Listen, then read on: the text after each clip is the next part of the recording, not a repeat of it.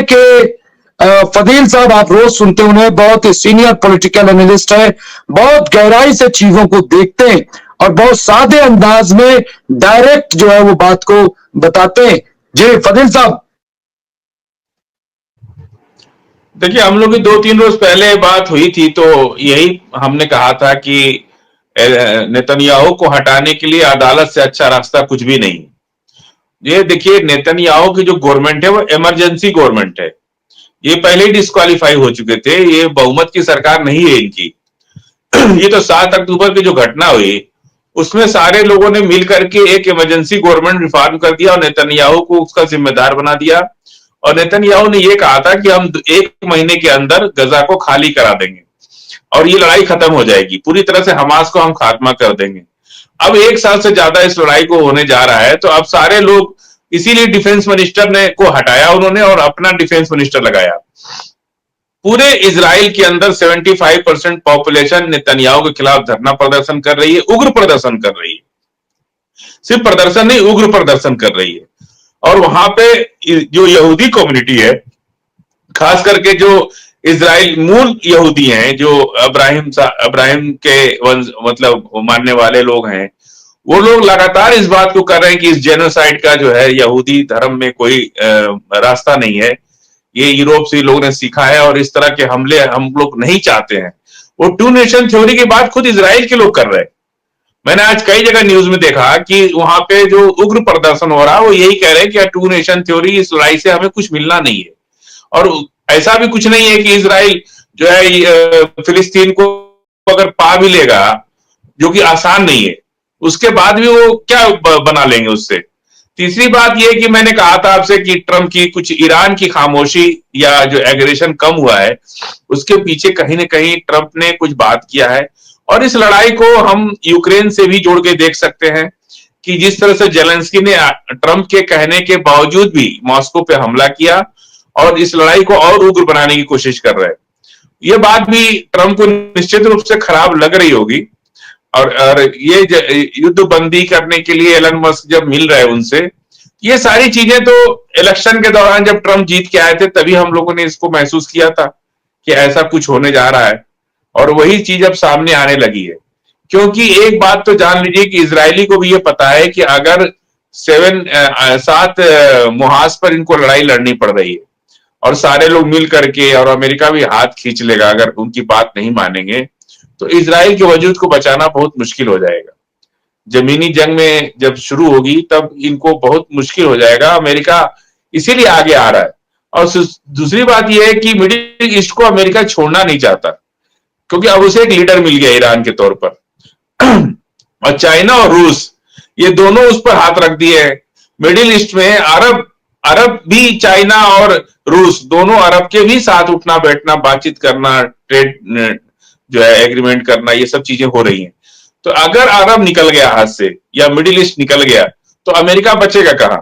वो यूरोपीय यूनियन में तो किसी से झगड़ा करेगा नहीं, किसी से कोई उसका, आज तक अमेरिका ने किसी डायरेक्ट किसी अपने अगल बगल के किसी कंट्री से, किसी पड़ोसी से, मुझे नहीं लगता है कि शायद 50 साल में कोई झगड़ा, कोई उनका क्लैश हुआ होगा किसी भी कंट्री से। तो ठीक जिस तरह यूरोपीय यूनियन मिलकर रहते हैं उसी तरह से मिडिल ईस्ट भी और एशिया के देश भी मिलकर रह सकते हैं एक दूसरे के साथ। तो फिर वो परेशान करता कौन है? वो युद्ध लड़ाता कौन है, कराता कौन है? अमेरिका ही तो करता है ना। हर जगह आतंकवाद, यूरोपीय यूनियन में आतंकवाद क्यों नहीं है? ये भी जो सोचने की बात है ना कि यूरोपीय यूनियन की जितने 32 कंट्री हैं या जितने भी हैं, उनमें आतंकवाद क्यों नहीं है? इतना, जहां पे इतना डेवलपमेंट है, जितना इतना पैसा है, आतंकवाद तो वहां होना चाहिए ना। जहां लोग गरीब हैं, जिसके पास खाने को पैसे नहीं है, वहां आतंकवाद हो रहा है। ये सोचने का विषय है कि आखिर आतंकवाद को कौन पनपा रहा है। तो ये सब चीजें जो है ये काफी, अब ये जो फिलिस्तीन में जो लड़ाइयां चल रही हैं, चाहे यूक्रेन में जो चल रही है, ये यूक्रेन युद्ध से, और ताइवान को देखिए, आप ताइवान को हम लोग भूल जाते हैं किस तरह से टेंशन, जियो बाइडेन ने इतना लड़ाइयां करा दी पूरे मिडिल ईस्ट में, इधर एशिया के अंदर, कि लोग उनसे परेशान हो गए। यही वजह है, और उसका खामियाजा अमेरिकन को भुगतना पड़ रहा है। 2 शिफ्ट में नौकरी कर रहे हैं, हस्बैंड वाइफ नौकरी कर रहे हैं, बच्चे तक नौकरी करते हैं वहां पे। पढ़ाई के दौरान भी पार्ट टाइम जॉब करके बच्चे अपना खर्चा निकालते हैं अमेरिका के अंदर। हमारे जैसे नहीं है कि एक हस्बैंड कमाता है तो उसके ताऊ के लड़के भी आके पढ़ लेते हैं हमारे यहाँ। हम लोग इंडिया में एक कल्चर है कि एक अगर कोई घर में से नौकरी पा गया तो उस घर के जितने भाई के बच्चे हैं, भाई की लड़कियां हैं, सब लोग आके उस घर में पढ़ने लिखने लगते हैं। और लोग पढ़ाते भी हैं, प्यार अपने बच्चों जैसे देते भी हैं। हम लोग का एक अलग कल्चर है। हम लोग सीमित संसाधनों में, हम लोग को पैसे वैसे का बहुत लालच भारतीयों को नहीं होता और ज्यादा सुख सुविधा में नहीं रहते। तो ये सब चीजें हैं। और ये समझ लीजिए कि अब इस लड़ाई बहुत दिन ये लड़ाई नहीं चलेगी। नेतन्याहू या तो अरेस्ट हो जाएंगे या फिर उनको अदालती तरीके से ही हटाया जा सकता है। और उनके खिलाफ सारी जो इमरजेंसी गवर्नमेंट है, जो सब लोग मिलकर उनको बना दिए थे, वहां से तो आवाज उठने ही लगी है ना उनके खिलाफ। जो उन्होंने रक्षा मंत्री को हटाया है, तो रक्षा मंत्री जो है वो लीडरशिप कर रहे हैं बाकायदा। वहां पे कॉलेजन गवर्नमेंट जो बनाई गई थी कि इस युद्ध के लिए, वो तो वायलेशन कर रहे हैं उसका। तो नेतन्याहू को और जुडिशरी पूरा खिलाफ हो गई इनके। ये एक रिफॉर्म लेके आए थे जुडिशरी रिफॉर्म के नाम पर, पूरी जुडिशरी इनके खिलाफ हो गई है। तो जुडिशरी तो खैर जुडिशरी होती है दुनिया भर में, उसके अपने तौर तरीके से काम होता है। तो इनके अगर ये अरेस्ट होंगे, हमको लगता है कि 20 जनवरी से पहले ही अरेस्ट हो जाएंगे या इनको डिस्क्वालीफाई कर देंगे। कुछ न कुछ पनिशमेंट तो देखिए, उनके पास करप्शन का चार्ज है, 3 केस है उनके ऊपर, 3 केस में करप्शन का चार्ज है। और उनके पास डिस्क्वालीफाई होना या होना ये सब चार्ज नहीं है, वो सीधे जेल जाएंगे, उसमें सजा होगी उनको। और उसके बाद कोई गवर्नमेंट बनेगी और गवर्नमेंट जो किसी न किसी को चार्ज दिया जाएगा। और वो मैंने कहा कि टेबल मीटिंग पे बैठना ही पड़ेगा रावण को। तो रावण तो जाएगा, पर टेबल मीटिंग में जो आएगा वो बैठेगा। अभी इस लड़ाई का हल टेबल मीटिंग ही है, क्योंकि दूसरा कोई अगर जंग हुई तो बहुत खतरनाक जंग हो जाएगी, थर्ड वर्ल्ड वार हो जाएगा। रूस और चाइना भी आ जाएगा इस लड़ाई में। और जो कुछ भी अमेरिका को पता है कि ये जो कुछ भी हम कर रहे हैं, ईरान, चाइना, रूस, 3 के डिसीजन के बाद ही कुछ डिसीजन हो सकता है। सिर्फ इजराइल, फिलिस्तीन, हमास या लेबनान ही डिसीजन नहीं ले सकते इसमें जो कुछ भी होना है ये तीनों बड़े कंट्री के मिले जुले प्रयास से ही खत्म होना है। तो अभी वो सब लोग तो अभी पिक्चर में नहीं आएंगे, अभी अंदरूनी बात चल रही होगी एक दूसरे से। लेकिन अब जो शुरुआत हो गई ना कि एलन मस्क ने अपना और दे दिया है एम्बेसडर को कि भाई तुम बात करके, तो ये सब तो प्रक्रिया होती है। लेकिन इसके पीछे पहले बातचीत तो हो ही जाती है सबके अंदर कि भाई क्या करना है। तो अब मुझे नहीं लग रहा है कि लड़ाई अब बहुत आगे जाएगी। और अब तो इजराइल चाहता है कि भाई हमारा जो है सीज फायर हो जाए। अब ये डिपेंड करता है कि रूस, चाइना और ईरान ये लोग क्या बिल्कुल डिसीजन बिल्कुल लेते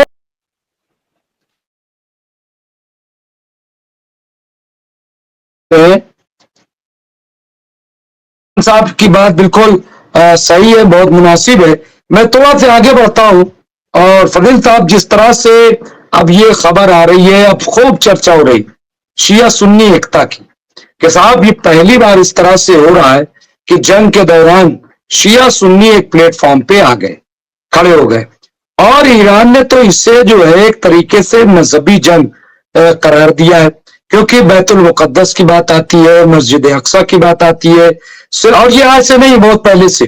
और जिस तरह से हम देख रहे हैं कि अब तुर्की ने भी तमाम रिश्ते अपने खत्म कर लिए। बात अलग है कि चोरी से जहाज पकड़े गए, कुछ ये हो रहा है, लेकिन जो भी है सऊदी अरब ने भी बहुत क्लियर कट कर दिया है। कैसे देखते हैं इसको फजील साहब? ये कितना इंपॉर्टेंट होगा या क्या इसके नतीजे होंगे, जिस तरह से इसे धार्मिक लड़ाई, धर्म युद्ध के तौर पर भी इसको अब सामने लेकर आया जा रहा है? देखिए, ये तो अमेरिका की ही चाल थी पहले से। ईरान और इराक में लड़ाया 8-9 साल, कुवैत और इराक को लड़ाया, और पूरे लीबिया में जो है अंदर विद्रोह कराया आपस में ही। शिया सुन्नी की लड़ाई तो अमेरिका की ही चाल थी। और पूरे मिडिल ईस्ट को और एशिया के सभी देशों में इन्होंने फैलाया इसको, क्योंकि उस वक्त इनकी वेस्ट मीडिया की चाल को कोई समझ नहीं पाता था और सभी एक दूसरे के ताकत बनने की कोशिश करते थे। अब ये बात तो ईरान और हिजबुल्लाह ने जिस तरह से फिलिस्तीन के साथ खड़े हुए, अरब तो बाद में खड़ा हुआ, सुन्नी जो कंट्री है वो लोग बाद में खड़े हुए, ईरान ने और हिजबुल्लाह ने सबसे पहले खड़े हुए। तो ये सब चीजें जो है बहुत अच्छी रही। और शिया सुन्नी की जो लड़ाई थी वो एक तरह से तो अब पूरे देश से खत्म ही है, दुनिया के अंदर कहीं अब नहीं है। लेकिन इसके पीछे भी साजिश अमेरिका की ही थी। अब अमेरिका में क्या होता था पहले कि उनकी अपनी पॉलिसी होती थी, प्रेसिडेंट कोई रहे ना रहे लेकिन वो काम वही करते थे। लेकिन पिछली बार जब ट्रंप आए तो उन्होंने बहुत सी चीजों को बदल दिया। इसीलिए आज जो मुसलमानों ने जो साथ दिया है ट्रंप का, उसकी वजह यह है कि पिछला जो 5 साल का टेन्योर रहा ट्रंप का, उसके कुछ ज्यादा एग्रेशन उन्होंने नहीं दिखाया, लिबरल रहे और मुसलमानों से भी मिलते जुलते रहे, उनकी बात को सुनते रहे, दुनिया भर में मुसलमानों की बात भी करते रहे। ट्रंप के अंदर एक खास बात यह है कि वो किसी चीज को स्पेशलाइज नहीं करते कि साहब ये मुसलमान है, ये है, ठीक है, जो कुछ बात होती है कुछ न कुछ बोल देते हैं। लेकिन बिजनेसमैन आदमी है और बिजनेस वाले जो है वो कभी भी किसी से बुराई नहीं करते। ये उनका एक, जैसे एलन मस्क के बारे में भी बताया जा रहा है तो वो भी एक बिजनेसमैन है। तो ये चीज बहुत अच्छी है और इसको अगर आगे भी संभाल के चले तो मुझे लगता है कि ईरान जो है मिडिल ईस्ट का एक लीडर तो बन गया है और सभी लोग उसको मान भी रहे, ईरान को। और ये बंधक छुड़ाने की जहां तक बात है कि अमेरिका या कोई भी दुनिया का आदमी कह दे कि 100 बंधक छोड़ दो हमास को, बात उस पर नहीं है। इसको 3 उनकी डिमांड है कि एक तो वो जो फिलिस्तीनियों को पकड़ रखा है इसराइल ने, उन सबको छोड़ना होगा और पूरी तरह से इसराइल फिलिस्तीन को अलग राष्ट्र की मान्यता देनी होगी, जो दे चुके हैं यूएन के लोग, उसको उसका आगे का प्रोसीजर शुरू करना है। तीसरी बात जो है कि वो थोड़ा सा नेगोशिएशन हो सकता है कि जो भी नुकसान हुआ है उनके घरों को बनाना, बिल्डिंगों को बनाना, कंपनसेशन देने की बात इजराइल देगा। इस पे मुझे नहीं लगता है कि शायद बात इधर उधर हो सकती है। लेकिन जो 2 डिमांड है उस पर तो कभी ना तो हिजबुल्लाह, ईरान या कोई भी हमास, कि सिर्फ बंधक हमास छोड़ दे, ये चीज मुझे नहीं लगता है कि कोई मानेगा। ये लड़ाई इतने दिन से चल रही है इसी बात को लेके। अगर हमास अपने बंधकों को छोड़ दे, इजरायली बंधकों को छोड़ दे, तो उसके पास बचेगा क्या? फिर तो लड़ाई खत्म हो गई। इसी बंधक के चलते तो इजराइल झुक रहा है। और जब भी बंधक, जो भी टेबल मीटिंग होगी, ये 3 डिमांड तो उनको मानना ही मानना पड़ेगा। और यही हिजबुल्लाह भी कह रहे, यही फिलिस्तीन के लोग भी कह रहे, और यही ईरान की सबकी बात यही है कि आपको पूरे फिलिस्तीनियों को जो उन्होंने अनऑथराइज्ड रूप से कैप्चर कर रखा है और जेलों में डाल रखा है, उन सबको छोड़ना पड़ेगा। और हमास फिलिस्तीन को जो है अफगानिस्तान की तरह राष्ट्र बनाना पड़ेगा, उनकी अपनी गवर्नमेंट होगी, वो करना पड़ेगा। तीसरा है कि पैसा कौन देगा, जो नुकसान हुआ है फिलिस्तीन हमास के लोगों का या फिलिस्तीन के आम लोगों का जो मारे गए हैं, उनकी जिंदगी का क्या होगा, उनके बच्चों का क्या होगा, उनके घरों का क्या होगा, इस पर क्या कंपनसेशन कितना बनना चाहिए, कितना कम होना चाहिए, कितना ज्यादा, इस पे तो बात हो सकती है। और भी बहुत सी छोटी मोटी मांगे होंगी, एक दूसरे को लोग जानते होंगे। लेकिन बिना इन 3 चीजों के किए हुए मुझे नहीं लग रहा है कि कोई बात बन पाएगी किसी की। और अमेरिका क्या, किसी के कहने से भी आज इतनी ये बातें तो बाइडेन भी कहते थे कि भाई आप हमास से कहते थे कि आप कैप्टिव छोड़ दो उनके, इजराइल के, लेकिन नहीं मानते थे लोग। जी मुमताज।